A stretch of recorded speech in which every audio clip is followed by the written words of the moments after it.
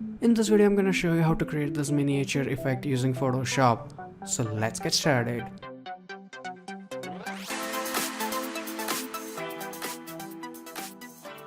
Hey, what's up guys, Dhruval here back with another video, and as you can see this is the final output. Now come to think of it, miniature tutorial is basically a composition tutorial. So what makes it different from a regular composite?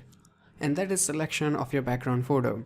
So as you can see, we have piano keys and playing cards in the background, and when I put a full-size human right next to it, it ends up creating illusion that it's a miniature effect.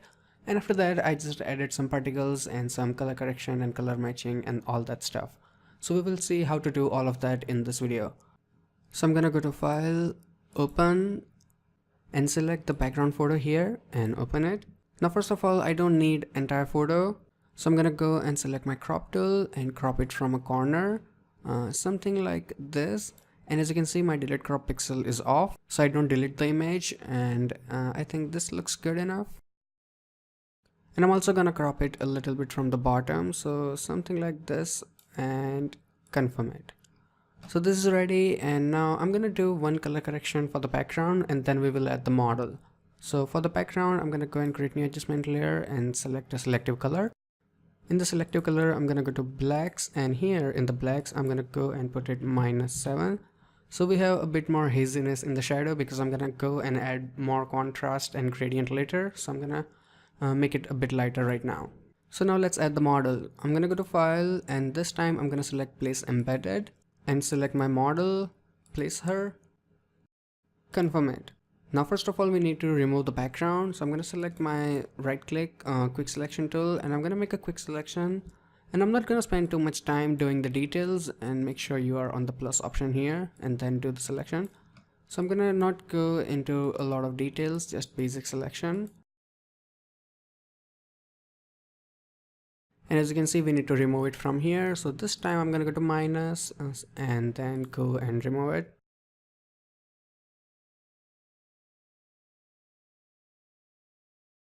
So the basic selection is ready, and after that I'm gonna go and apply a layer mask.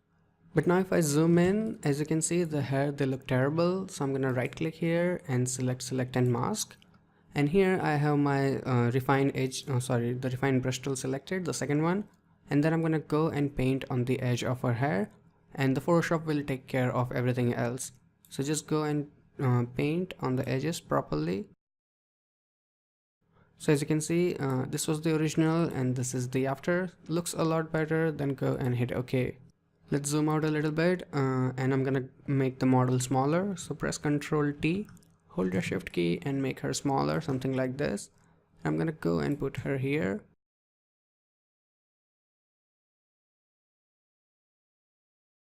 So the model is ready, and now we need to add two things, reflection and the shadows. So first of all, let's get done with the shadows. So I'm gonna select my model and press Ctrl J, and this one at the bottom, this will be the shadows. So just double click here and rename it to shadows, and we don't need layer mask right now, so right click here and delete the layer mask. We still have the cutout here of the original model, so don't worry about it. So make sure your shadow layer is active, and after that in the blend mode go and change it to multiply. So we have all the shadows here, but we don't need the outside area. So what I'm gonna do, I'm gonna actually hide everything, and then we will only bring back the context shadow, as you can see here. So to do that, I'm gonna go and apply a layer mask on the shadow, but when I apply it, I'm gonna go and hold my Alt key, an option if you are using Apple. So hold your Alt key and then apply the layer mask. The data is still there, we just cannot see it. So now I'm gonna go and select my brush tool, and in the opacity make sure it's 100%, right click, and the hardness is 0%. After then zoom in and then paint with white color since we want to bring it back. So I'm gonna go and paint here, and as you can see now we have the shadow that was actually on the real image. You don't have to paint it, and of course it will only work if you have a photo shot in a studio. But it's a cool trick that I wanted to share, and it's pretty old but not a lot of people know about it. So as you can see now if I turn it on and off, the difference it makes is amazing, and it also looks realistic since we took it from the real photo. And also if you want to erase something, you can change it to black color and then erase whatever the hell you want. And also you can use traditional methods to create shadows. We have done that like a lot of time on this channel, so I wanted to show something new. So the shadows are done. Now let's add the reflection. Reflection is pretty standard. I'm gonna go and activate the original model, and then I'm gonna press Ctrl J, and this will be the reflection. So double click here and select reflection. God bless my spellings. So the reflection is here, and after that I'm gonna go and press Ctrl T, right click and select flip vertical, and then go and put it down like this. Now as you can see, here's the problem. The distance between the dress and the leg, it's too much. So we're gonna use perspective for that. And to do that, hold your control key and then drag one corner like this, and then move it a little bit. Don't worry if you lose a little bit data, it's completely fine. Once we blend it, no one will notice. So I'm gonna go and put it down like this and a little bit like this. I think this is good enough. Confirm it, and then in the blend mode, go and change it to soft light. So we have reflection something like this, and then put the reflection under your model so it doesn't overlap here, and then reduce the opacity until it blends properly.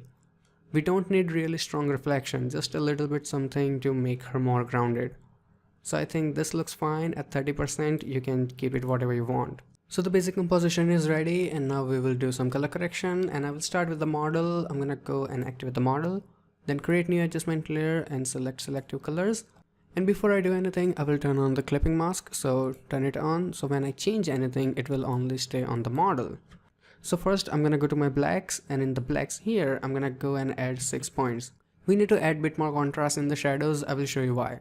So after that you can go to your neutrals, and here in the blacks go and make it -20. So it will help us to match haziness in the shadow here with the shadows of the model, and it will blend things better. And after that, go to your whites, and here in the blacks go and make it +20. And that's it. So if I turn it on and off, as you can see, now the model blends a lot better with the background. Now we will apply the adjustment layers that affect model and background both. So for that, first of all, I'm gonna go to adjustment layer and select curves. And the curves, I'm gonna go and make the highlights a bit darker, but I will keep the shadows right where they are. So we will get this look that will work really nice with the snow particles. So this looks nice. Then go and close it. And after that, I will apply another selective colors that will affect both of the images. So first of all, let's go to yellows, and in the yellow, I'm gonna go and make it -35. So the keys on piano don't catch too much attention. And after that, I'm gonna go to my blacks, and in the blacks in the yellow, I'm gonna go and make it -11. So we have a little bit of blue tint in the shadows, and in the black itself, I'm gonna go and make it -5. Looks good, then close it. Now I'm gonna go and apply a gradient on the edges, and before you do that, make sure your foreground color is black, because we will be using foreground to transparent gradient. So go to your adjustment layer and select gradient, and here in the gradient type, foreground to transparent, and hit OK, and in the style it will be radial, angle will be 90 and reverse it so it's outside, and in the scale I'm gonna go and make it 177, and then I will move the gradient a little bit here so the main focus is on the model. Then go and hit OK. After that, in the blend mode of the gradient, go and change it to soft light, and then activate your layer mask here, get a brush tool and make sure you have black color, and make the brush really big, use your bracket keys for that, and make it size of the model like this, maybe a bit more bigger. Then do a single click, maybe couple times. So now only the edges are darker and not the model, and we also have really nice amount of contrast in the image. So everything is ready, and now we can add the snow particles, and for that, go to file and then select place embedded, select your snow texture, place it. I'm gonna go and make it a bit bigger. So hold your shift key and make it a bit bigger, and then move it. Then confirm it. After that, go to your blend options here and then select the screen. So the black parts are gone and we only have the particles. Now as you can see, the texture is really strong. So for that, I'm gonna go to my adjustment layer and then select levels. And then I will turn on the clipping mask. So whatever changes we do will stay on the texture. So basically, I'm gonna go and bump in more contrast in the midtones. So the texture looks more even. I think 0.74 looks good. Then go and close it. Now as you can see in the background image, this portion and this portion both are out of focus. So same thing will happen with snow. So I'm gonna go and activate my snow texture here. Then right click and select convert to smart object. After that, I'm going to go to filter, go to blur gallery, and then select tilt shift. And in the tilt shift, my amount is 22, but it depends on your image. For this one, 22 was good enough. And after that, I'm also gonna go and move it a little bit here. And then I'm gonna go and also decrease size of this thing. So we have very little particles in the focus, only the ones near the model. So let's go and make it a bit more smaller. I think this looks good enough. Then go and hit OK. So as you can see, now the snow looks much more realistic. And we also need to add a little bit motion in the snow since it's falling from the sky. So I'm gonna go and apply another filter. So go to filter, blur, and this time go and select motion blur. And in the motion blur, my angle is 41 and my distance it's 11. Then go and hit OK. So if I zoom in and if I press Ctrl Z, as you can see, now there is a little bit more motion on the particles. Looks more realistic. So the final effect is ready, but because we did a lot of adjustment in selective colors and after that we also added snow texture, so there is a lot less contrast in the image. To fix that, I'm gonna go and apply new adjustment layer and I'm gonna select curves, and these curves, they will go on top of everything.